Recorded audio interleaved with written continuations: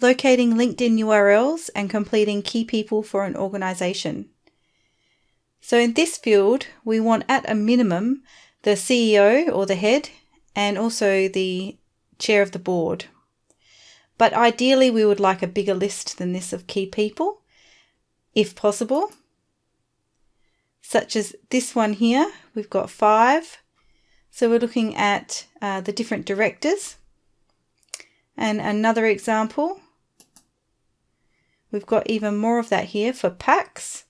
So we've even got members of the supervisory board.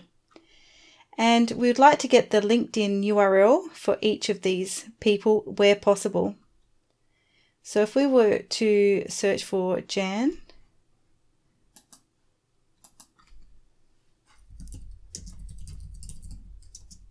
and LinkedIn, we will get this one here. And we would just simply copy and paste the URL and put it into the template. Always double check that their experience actually is for the organization, because there are times when they'll have a similar name and it's not the actual link to the person in the organization. So do be careful with that one and just double check. So we'll just copy and paste that here. If they're not on LinkedIn, they don't have a LinkedIn profile, then just leave this URL space blank.